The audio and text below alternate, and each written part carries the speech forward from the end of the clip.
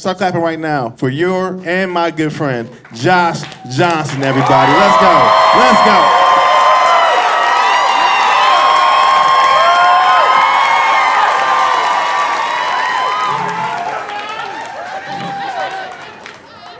You know, I try to be optimistic about things, everything. So I'm not complaining. I didn't know how to take it. I'm still sort of blown away by it. Like, Trump and Mamdani met in the White House.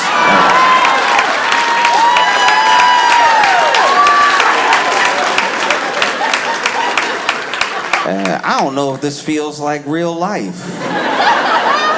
This is crazy. All right, in case you're not familiar with Zoran Mamdani, he is the mayor-elect of New York City. And he won the Democratic primary, and then he went on to win the mayoral race against not-so-stiff competition. No, it wasn't great. But he won and everything, and the entire time leading up, the whole campaign, he was campaigned against hard by not just his opponents, but by like special interests, by billionaires, and specifically by the president. The president didn't want Mamdani to win at all. The president was over here tweeting hard. Tweeting like you could tell he was pressing the buttons extra hard on all caps all the time, wanted to let you know he meant business.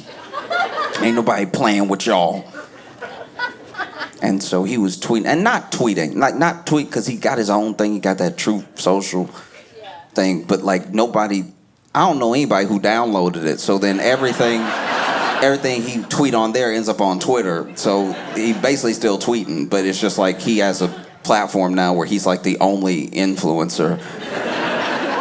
Like, I don't know a single other truther. You know what I mean? Like, no one else I know is posting truths but him. And so he's over here, talking about how he's going to mobilize the National Guard if Zoran Mamdani wins. Just like really wild stuff. Really hates the idea of him winning. Zoran calls himself a democratic socialist, and Trump was like, no, he's a communist. He's a communist in disguise. It's like, I don't even know what that means. That's, I don't know. That's, okay, I guess. Man said free pre-K, and Trump was like, that must be communism. You know communists, you know those people that want everybody to eat, He wants a city-run grocery store or whatever. That sounds like communism. Get these communist apples out of my grocery stores. Just saying stuff that, I don't know, just didn't really make sense. And for his part, Zoran only really brought up Trump when asked. He wasn't just one of these people that was campaigning on, like, opposing Trump specifically. You know what I mean? Like, and it's wild that those two are supposed to go be in the same place. You know what I mean? That's wild. He invited him to the White House. Zoran better than me. I would have been like, nah, it sounds like a setup. I know a setup when I see one. Nah, I'm good. You're not gonna Fred Hampton me. No way. And look, I get why, I really do get why he would go, though. He is the mayor of a city with millions of people who need the resources of the federal government, resources that have been threatened. So I understand going. I'm just saying he's better than me. Much better than me. I've been invited to friends' houses and not gone because I'm like, I think they're mad at me. No, I think it's gonna be awkward. I don't know. Might be a tense conversation. Just stay home. But yeah, crazy. Because you gotta remember, leading up, it's so funny how how we treat political figures, and not just political figures, but even like historical figures, where there's these cutoff points. There are these checkpoints where we forget everything that happened up until the next point in their story.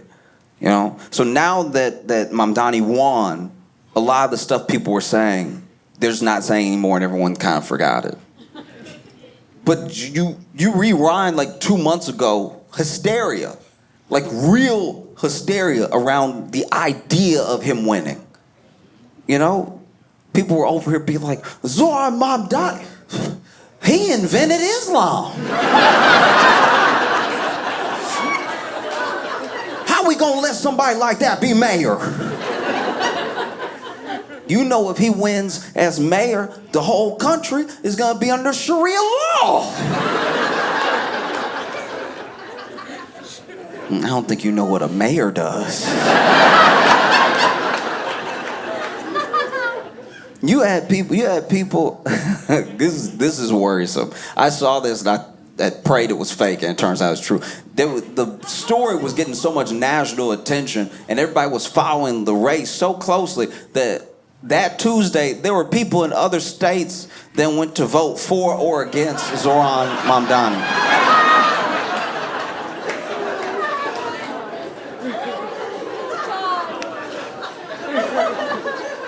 I can't believe how much of this country is missing a civics class. Like,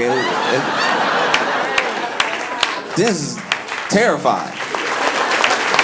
The idea is so many people would show up in like Virginia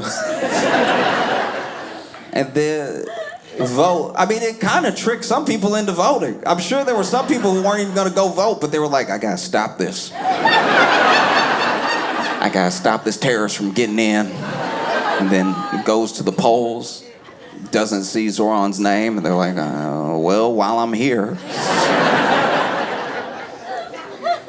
Oh, true hysteria around the idea. Because you remember, there were people who said if he wins, immediately New York is going to slip into the ocean or something. There are some people that don't even understand that Eric Adams is still the mayor. Do you know what I mean? That's why I think politics really sucks for someone who like wants to get in, change things, everything. There were people, so Mamdani wins, and the next day there were people being like, what he gonna do about the potholes? I already fell in the pothole. He's not the mayor yet.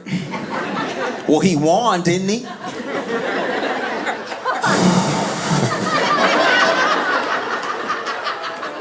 That dude's going to the White House to meet with the president. President Trump. I think that we think, because he's been in our faces so long, that we really understand Trump. I don't think we do. I think that Trump is an enigma, and I don't mean that in a deep way. I mean that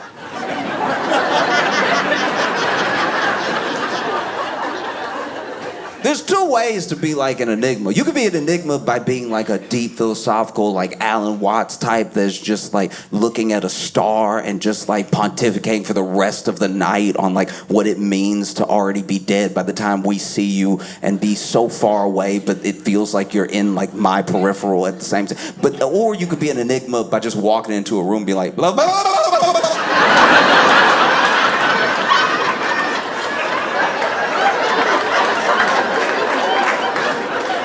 We don't really know why either person does either thing. We just sort of know that's what's happening.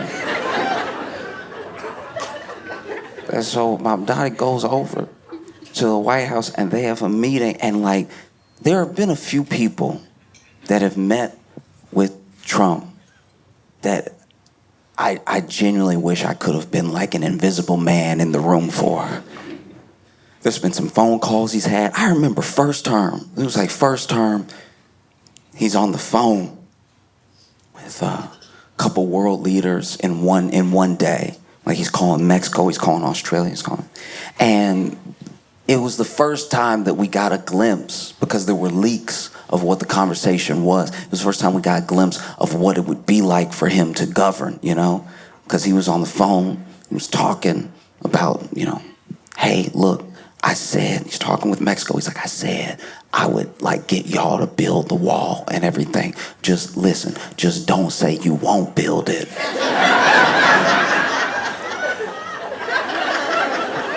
I said you gonna pay for it, nobody gonna check the receipts, all right? We just gonna build the wall, you just don't say anything, okay? They ask you about it, be like, ooh, I don't know. Just keep saying you don't know. We gonna build the wall and it'll be fine, but just don't tell him. And sure enough, they leaked that conversation. They leaked the conversation where he's like kind of trying to like make a deal, but isn't being the like hard negotiator it seemed like he was gonna be on the campaign trail, right? And that first term had a lot of leaks. Because then apparently Trump called again. It was like, what the hell, man?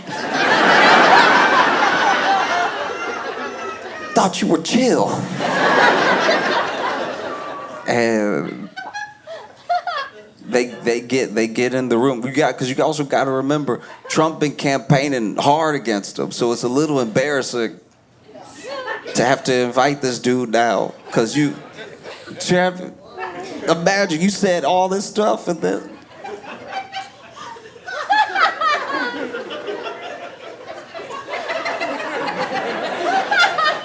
Dang, y'all aren't gonna like this at all, but the closest thing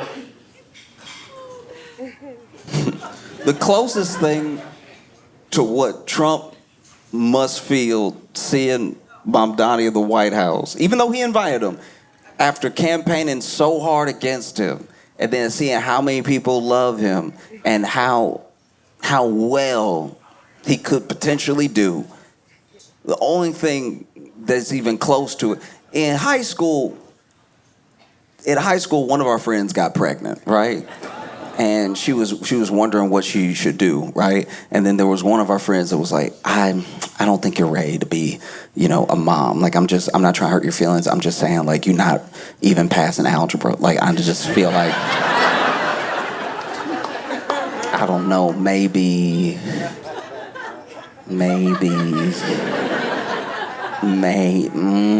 just saying. You were asking our opinion, I'm throwing my opinion out there. Maybe. And then, you know, she had the baby, right? And baby's doing well, she's doing well, and she's still friends with her friend. So now her friend just gotta like hang out with this kid she campaigned against.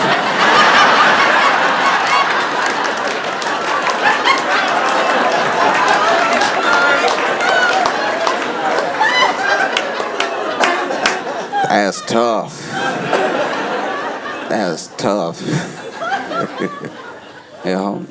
And so you would think Mamdani coming to the White House and meeting with Trump, I don't know, they're gonna get in a room and fight or something. I don't know, like, because you gotta remember, Trump has been on like high alert. He been tense for a while. It's been bad. Everybody keep asking about Epstein. I imagine Trump try to go to McDonald's and order, and they're like, but what about Epstein? Do you know what I mean? It's a lot. And so he already on edge. This probably isn't the best time to meet him for the first time. That does just crack me up. Imagine Trump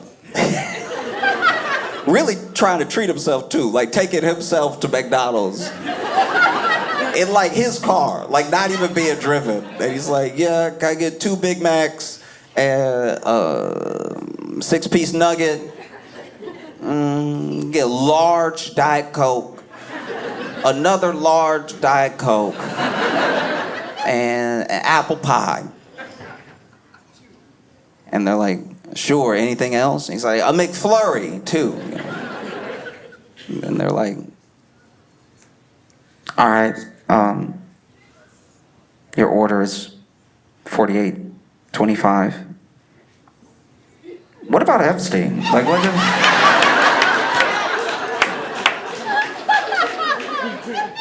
And I don't know. This seems like he's not having a great year, right?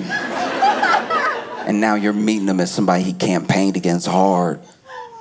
And then they're in a room together. Nobody knows what was like the vibe in the room except the people in it, which I can't imagine there were too many. And then they left the room and you're thinking, wow, this is it. Trump probably gonna mobilize a National Guard and everything. It's bad. And then they get out there and it seemed super friendly. It was genuinely insane. I didn't know how to take it. I've been trying to get people to stop fighting all year and listen to each other. There's two people who couldn't be more diametrically opposed on the political spectrum do it, and I'm like, this is uncomfortable.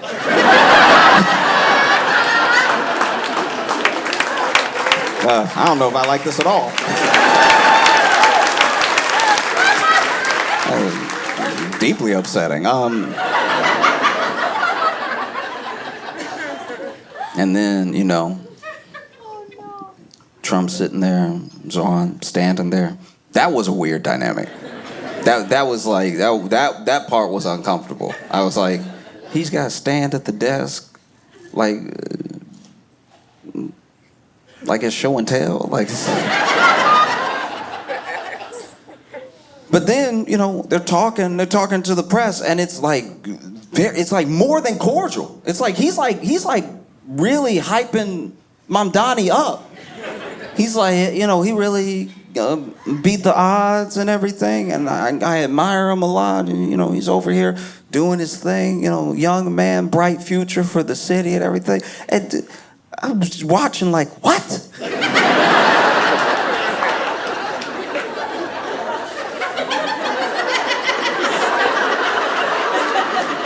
It would be like.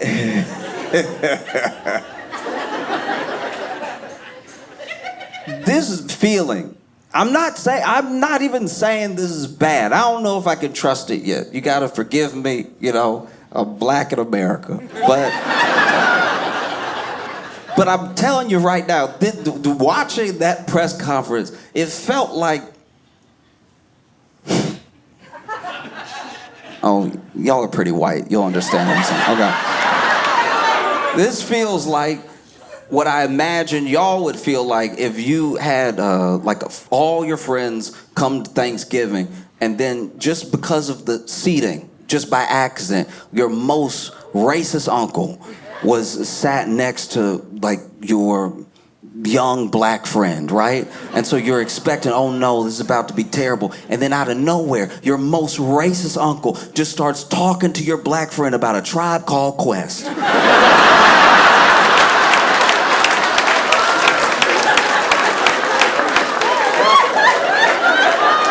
You wouldn't be upset. You'd probably be pretty relieved, but you'd also be like, what?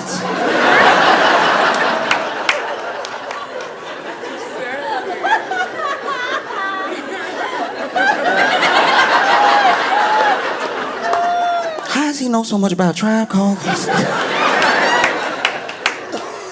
No. Whole thing was very weird, and I wasn't the only one that was weirded out. I wasn't the only one that was shocked. The media was also shocked.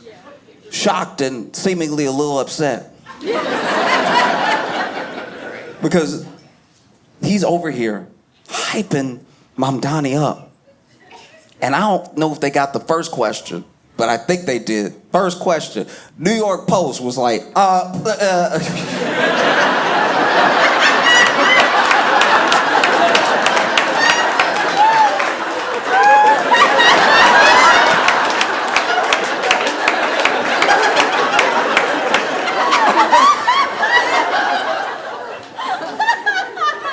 First question was trying to ruin the vibe. It's like, Mr. Mamdani, during your campaign, you called the president a despot, a fascist.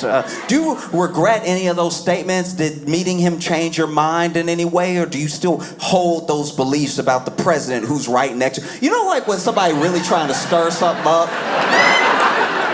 You know, when somebody's trying to stir something up and they do that thing where they're like, ooh, I wouldn't take that if I was you. I don't... Ooh, wow.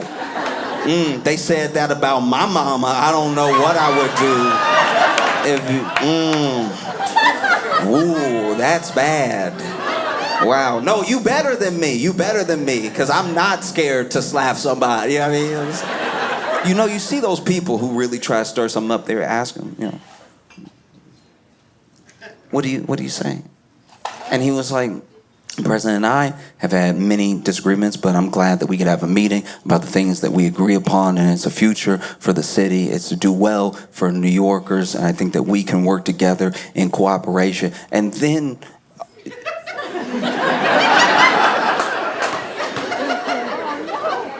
You even see Trump. You even see Trump just like looking at him like...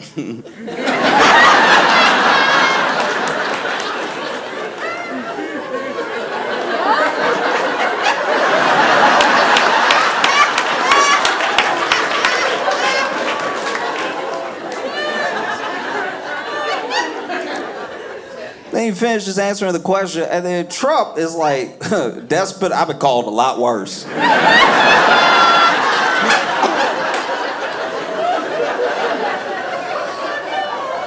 don't even know who asked the next question. I saw another clip with somebody just as upset as New York Post was over here.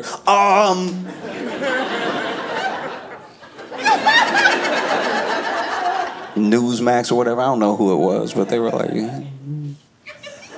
yeah, you seem to think that most of the president's tactics were that of a dictator. You actually called him a fascist several times on the campaign trail. Do you still hold those beliefs? And then Trump, out of nowhere, interrupting, out of nowhere, goes, you can just say yes. Like, you can say yes.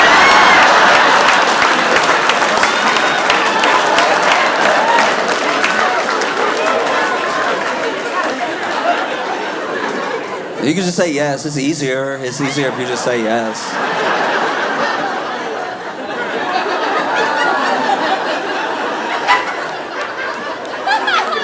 I was like, what is happening? This is crazy.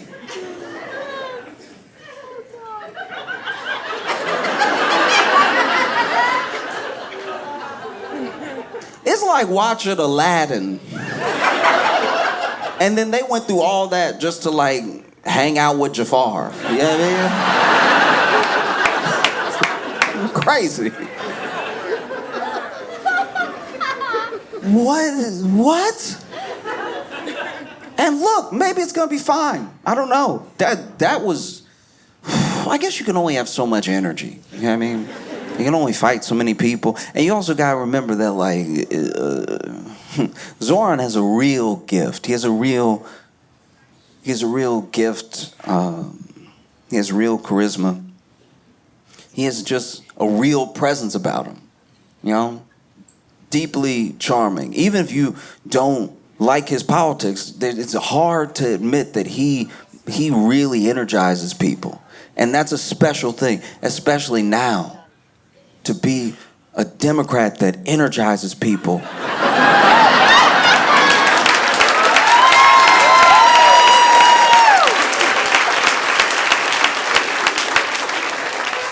There's not many. There's not many at all. There's a depressing amount. There's actually so few that I'm genuinely worried about even the midterms. I don't know.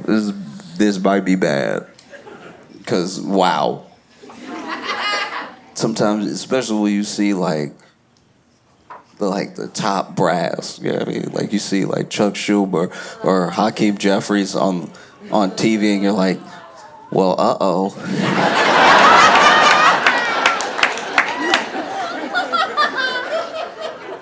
Do you know what I mean? Like, Hakeem Jeffries got the vibe of somebody who is like, even when he's like low-key trying to do the right thing, Hakeem Jeffries will step up and get in front of you in a way where you're like, oh, don't.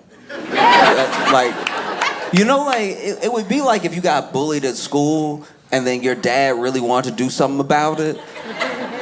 But you were like, Dad, you little too. Like, you can't. You know what I mean? Your dad's like, no, let me go talk to him, you know? And dad thinks that just because he a dad, he gonna talk to the bully and the kid's gonna be scared. And it's like, y'all eye level. That's not gonna work. And you know, what if he starts swinging? You anemic and everything, like you can't. And so a part of me does get how this could happen because Zoran's actually a charming person. You know, and he's energized people. And you even saw Trump be like, I think that there are some conservatives that are gonna love him too. I'm like, what world are we living in? What?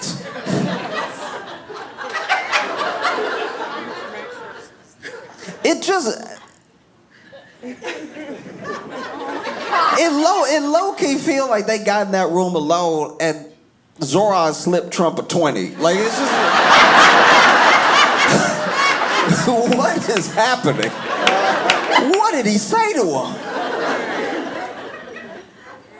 But I get it, because, you know, he's actually, you know, charismatic person, and Trump is surrounded, especially in this second term, more so than the first. The first term, Trump was surrounded by... you know, some sycophants and everything, but mostly people who were very, very deeply qualified and boring. He started out with a bunch of people who really knew how to do the job, and he fired most of them almost immediately because they were like, oh, you can't do that. And he was like, get him out of here. He was firing people hard. That first term, remember, I don't even know how to say his dude's name right. Reince Priebus, what's his name? Reince Priebus. He fired that dude on a runway. Like that dude had to walk back from the tarmac. Maybe I'm imagining it, but I feel like it was raining. Like it was... And then he had to fire that dude that was the White House press secretary, Sean Spicer. The next time we saw Sean Spicer, he was on Dancing with the Stars.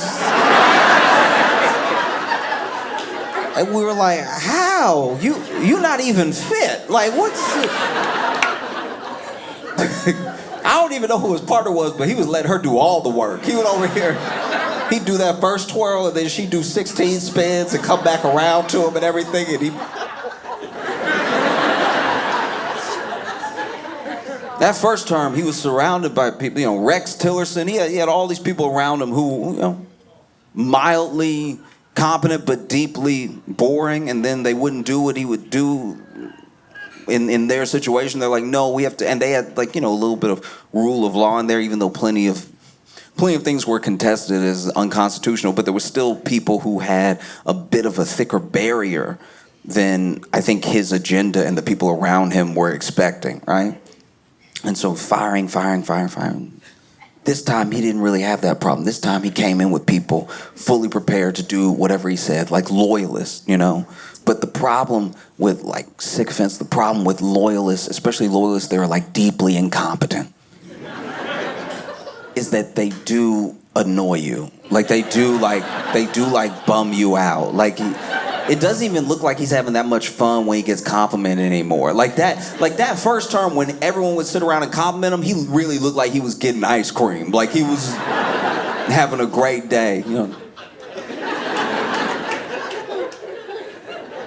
This time he's sitting there and then Pam Bondi's like, thank you for being the smartest, most greatest president of all time. And he's like, hey, yeah.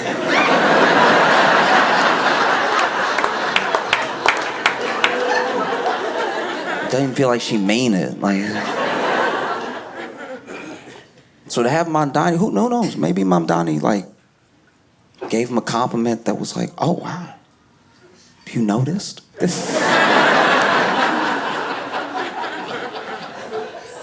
Or just somebody who can hold a conversation. That might be different, you know? That might be way different. Trump, you gotta keep in mind how much Trump is surrounded by people who are charisma sucks. Like they just, like even when Trump is like trying to be funny, I'm sure they ruin it. Trump might even try to make a joke. And then they don't know because they're trying to be a loyalist so hard, they don't even know he's making a joke. So then they're like, do you want us to do that? Do you want us to do... It's not fun at all. You know? It is a funny idea to me though that maybe, even for like who Trump is, he would rather hang out with Zoran than like J.D. Vance. Like it's like the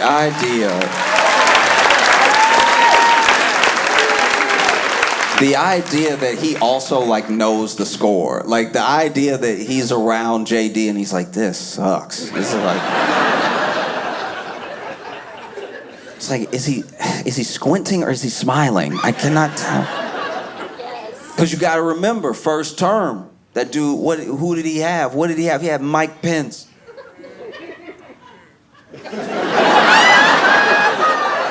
This man was trying to be president, had Mike Pence at every turn, just around the corner, like one of those kids from The Shining, just like, anything you need me to do, Mr. President?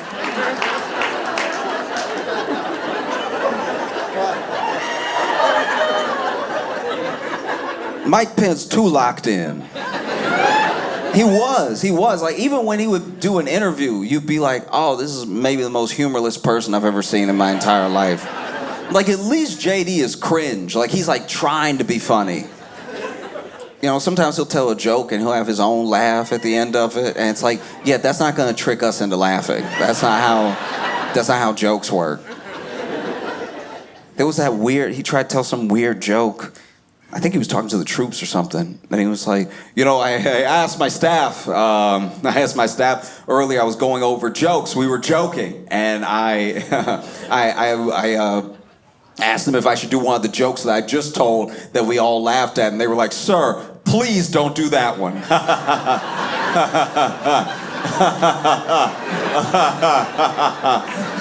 What just happened? What happened? What was that? That's insane. You are now laughing at a thing we didn't hear. We are not in your head. That's what Trump is around. It's just that guy, or you go to the past and it's just someone being like, so you want to like pray?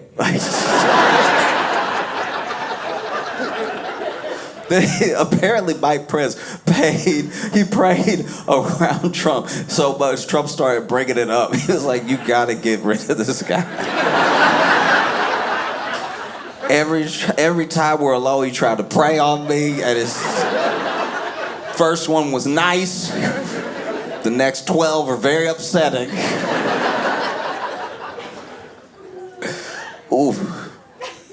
You know? Because prayers aren't bad. It's always nice when somebody's like, hey, can I pray for you? I'm always like, yeah. But if they were like, can I pray for you? And I was like, yeah. And then they prayed for me. And I was like, thank you. And then I saw them 5 minutes later and they were like, can I pray for you? I'd be like, what's happening? What do you... Now I feel like you praying at me. Like you, like... Now I feel like you prayed something and it didn't work. And you trying again.